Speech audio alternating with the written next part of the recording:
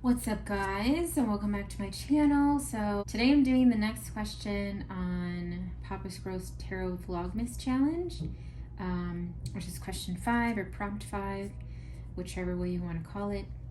I use prompt or question. Anyways, I'm starting off. So question 5 is, what are your divination challenges? Oh, and by the way, in this video I'm just going to be drawing while I'm talking, so that's what you see this here.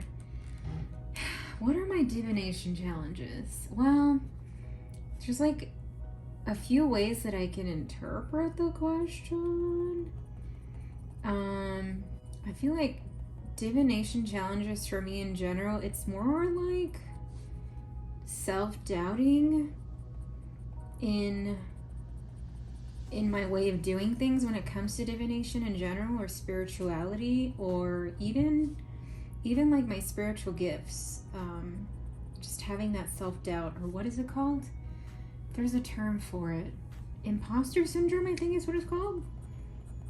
Which I feel a lot of us have and can relate to. It's like, am I really who I say I am? Can I really do what I say I can do? Are these messages that I'm channeling real, or am I just, coming up with them my own self? Like, is something or someone actually giving me these messages via clairaudience, clairvoyance, all the clairs pretty much. So I think my main thing when it comes to my divination challenges is the imposter syndrome is one of them for sure, if not the top one.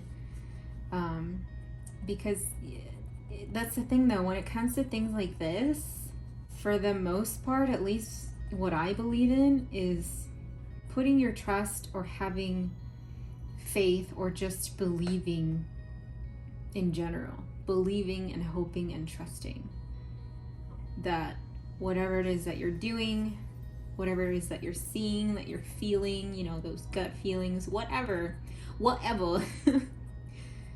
just trusting that was shown or given to you for a reason, for a purpose, and having faith, belief in what was given to you. I don't know, it's kind of hard to explain. It's a lot of self-doubt, I guess, is what I can say for the most part.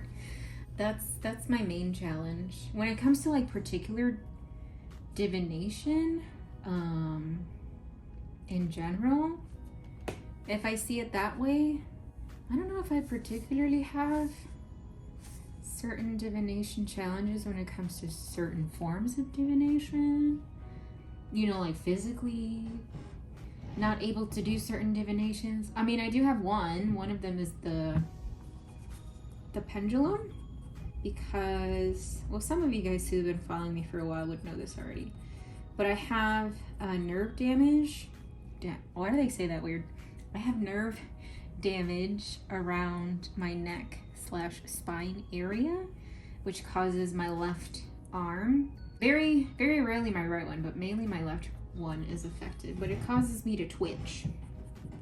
And because I twitch and it happens randomly, I, for example, can't use a pendulum like most readers would be able to, where you would hold the pendulum, either hand, whatever, where you would hold it and do your reading. So when it comes to that divination challenge, that's like, to me, a physical challenge, I guess. But that's one of them. So I would use this one, which is ew, my hair's right there, don't pay attention to that, which is a magnetic pendulum. So I use this in place of the physical one, even though I do have a few physical pendulums which are really pretty, but I'm kind of bummed that I can't really use them as much as I'd like to. So I use the magnetic pendulum. Like, that's just an example of a divination challenge, but like a physical divination challenge that I have, which probably isn't what Papa Squirrel meant when he came up with that question, but whatever, we answer it the way we want to, right? I think that's one of the main purposes or points of this challenge. It's like, you do you, boo. You answer the way you want to answer, and just, you know, share with the crowd. Like, what's going on? But yeah, there's that. What other?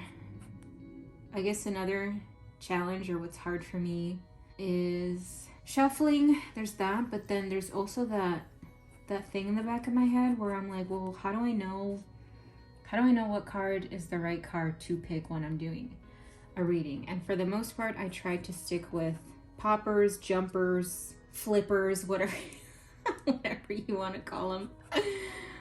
I call them all that. I call them poppers, jumpers, and flippers. It sounds weird, but yeah. But one of my challenges when it comes to tarot or oracle, or like card reading in general, because I use other cards in readings, not just tarot and oracle. But one of the challenges in that form of divination is when to know when to pick the card. Usually I try to wait till I get a popper or a jumper or a flipper. But sometimes you can find yourself freaking shuffling for like 10 fucking minutes or more. It's like, what the hell? And so I get frustrated when that happens. But then I'm like, well, should I wait for those or should I just pick one? But then if I pick one, is it the right one? But then we go back to the whole, you have to trust, you have to believe, you have to have faith, you have to have hope that that's the right one, that that's the one it's supposed to be. You know what I mean? So I guess that's one of my divination challenge. Again, no idea if that's what Papa's Girl meant with this question, but I'm just throwing it out there for y'all. So there's that. What else? The other thing too, when it comes to readings, tarot reading, well, readings in general, when it comes to readings in general, whether you're reading a card, reading a person, like reading energy, whether it's a living person or one who has passed, or even animals, reading animals, because that's a thing, whatever. When it comes to reading in general, and again, this is going back towards the beginning of the video where it's all trusting about, you know, your clairvoyance, clairaudience, claircognizance, all the clairs. I always get afraid whenever I tune in to whoever or whatever I'm reading, that I start like getting all these downloads, you know, like images, because clairvoyance is one of my more stronger suits. But I get like images, flashbacks, you know, pictures. It's kind of like a picture is being shown in my head.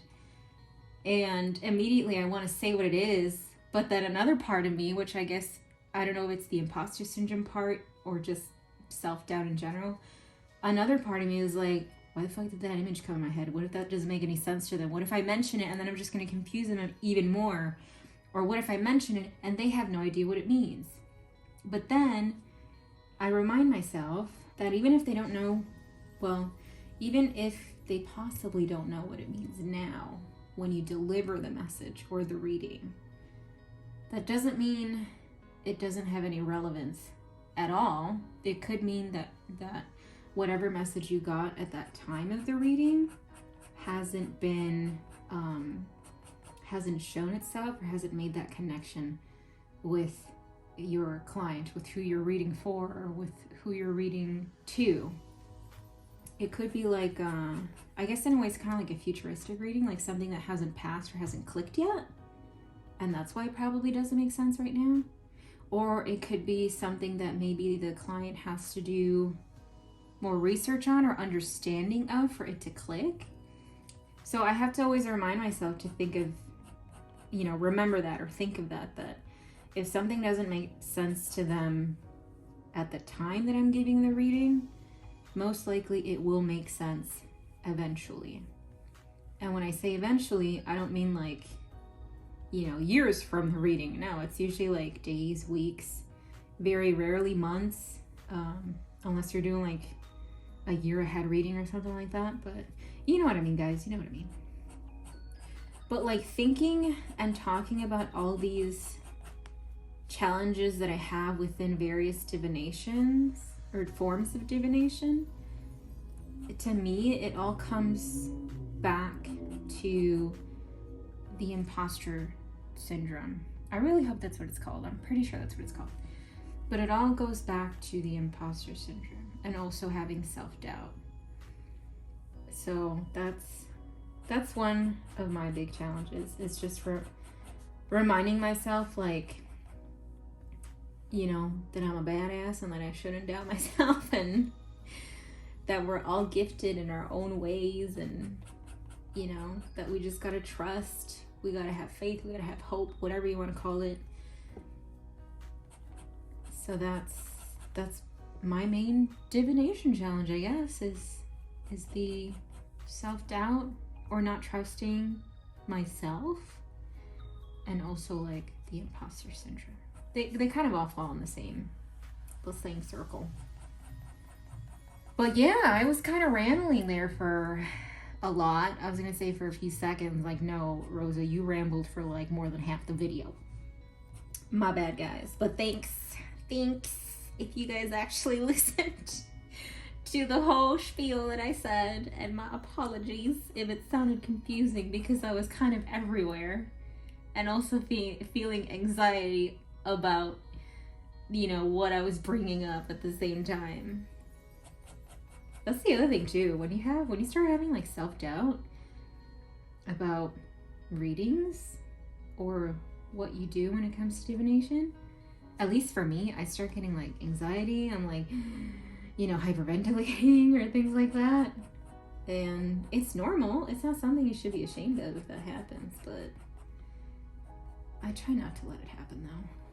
You know, because that wouldn't look very professional if you start hyperventilating in a reading. Can you imagine? I'd be like, I'ma go. All right, let me stop rambling and then just end the video. That was pretty much my answer though to question 5. Well, the question was worded, what is your divination challenge? I think it was. It'll be on the screen. But that was my answer to question 5. I was like, how am I gonna do this video? Because I don't wanna just like talk and then have my hands moving like I want to do something, but I also didn't want to show my face in this video for some reason. So I'm like, let me just draw and talk, because like, why not? When I draw, this is another form of how I release what I see or what I feel or what I hear. You know, whatever, all the clairs. This is a clair thing right here, is my drawings. And sometimes what I draw just doesn't make any sense to a lot of people, like this. Do you guys, can you tell what this is? It probably looks like an alien flower right now, but we'll see whenever I'm done with it. I'm rambling again. Okay, well, let me end this video. If you guys stuck to this part of the video, add the sunflower emoji in the comments. I very much appreciate it. This is actually a sunflower of some type. It's like an eyeball sunflower thing going on. So yeah, add the sunflower emoji in the comments if you stuck up to this point. Don't forget to like the video, and I will see you guys in the next one. Bye!